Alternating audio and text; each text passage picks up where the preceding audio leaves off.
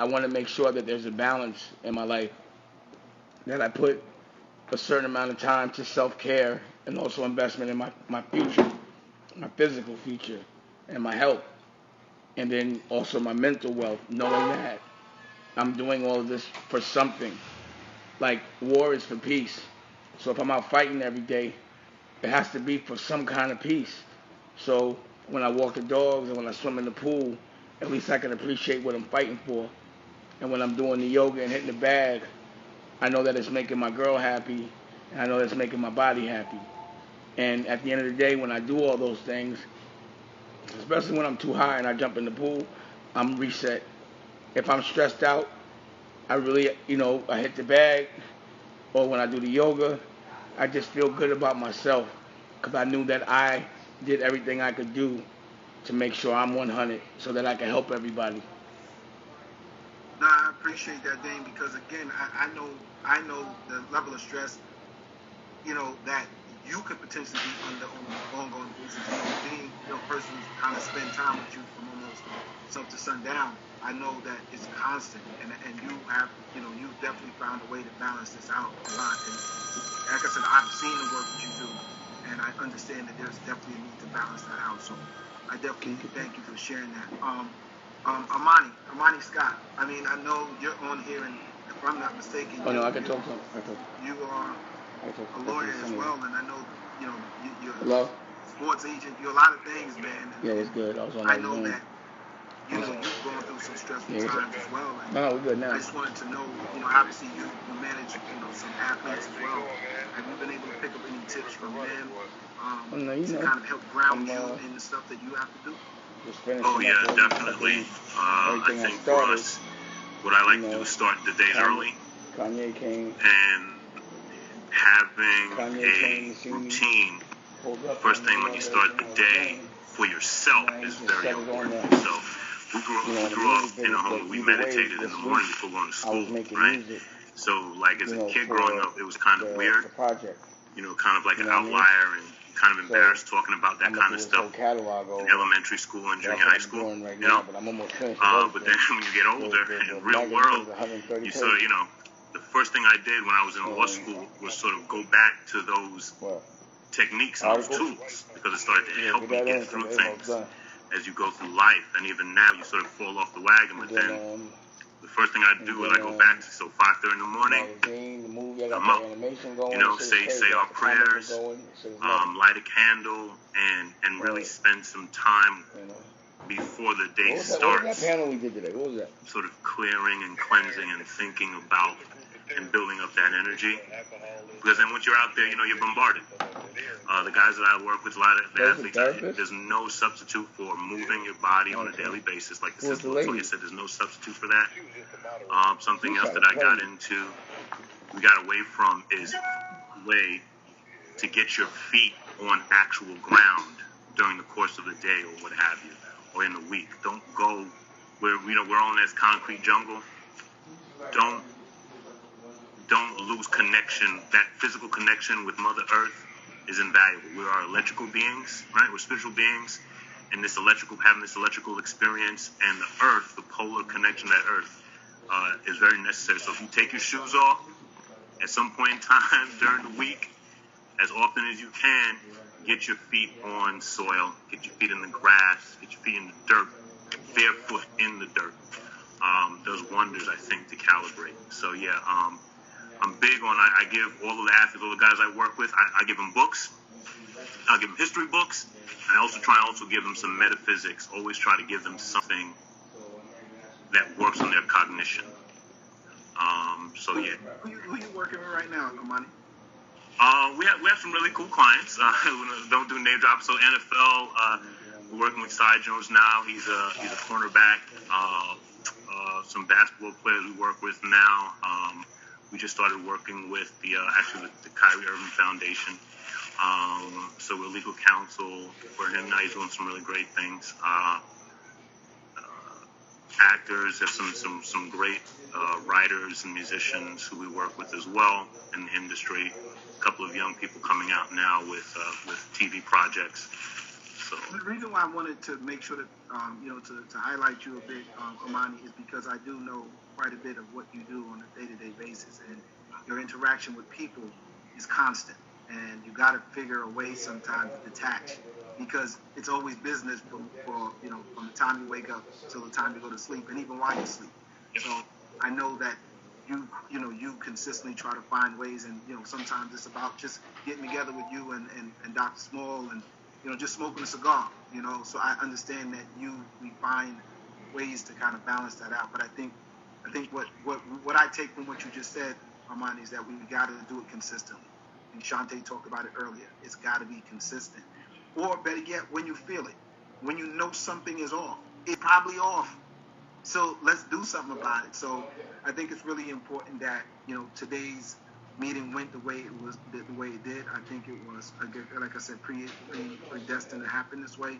And I'm hoping that you all can kind of take some of these experiences and some of these conversations and these techniques with you to work on it throughout the day, throughout the week. I'll leave you with a bit of advice. Once again, it's not worth it.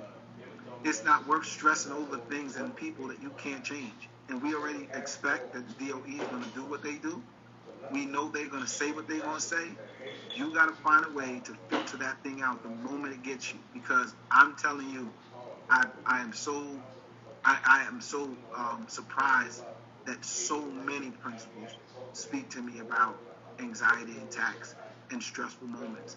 And I feel as if we can give them strategies before we leave, Latoya, that some things that they can just do, just for a minute, 5 minutes a day or what have you. So, Toya, I'll leave you with the final word. Can I piggyback before Toya leaves the final word? Because I too, and I am no mental health expert. I'm not a life coach. I do not, I'm certifiably crazy according to some people. But one thing I do know is I speak to a lot of leaders of color, and we all have our own, not a hidden code, but we have a certain place, a certain box that they expect differently than us, where we have to perform 10 times more, so much all the time. And so as I'm speaking to other leaders such as myself, I find that there is a lot more of the anxiety and a lot more of the frustration and a lot more of the need, for medication. And so if for some particular reason, don't get me wrong, I do not fight with medical professionals. And if that what has been prescribed for you, my wish is always that it's temporary, because it is very, very tough. And I know, and Dennis, I know when somebody is coming for you. Mm-hmm. And of course, what a difference a year makes.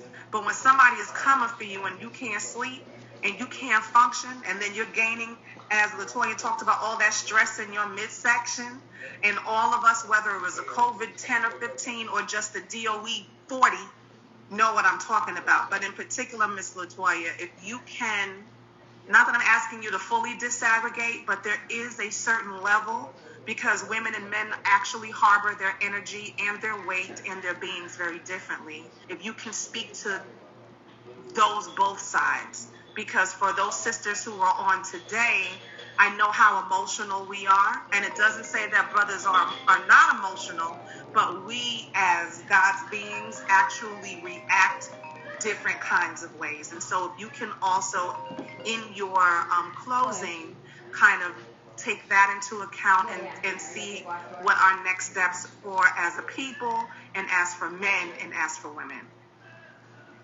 Yeah, absolutely. So, the first thing I would say is emotions is a part of our being, right? So I believe that we have 4 levels of our being. We have our physical, which we're very comfortable or maybe not so comfortable with, right? The physical being, but that's where we, operate a lot in, because we move around and stuff. Then our mental, so we are going and getting our education and being professional. So those two, we spend a lot of time there. Emotional, sometimes we don't even know what we're really feeling. Our emotional vocabulary is very limited, right? So we use just certain things, and then we don't even know where it's happening within our body. And then lastly, spiritual.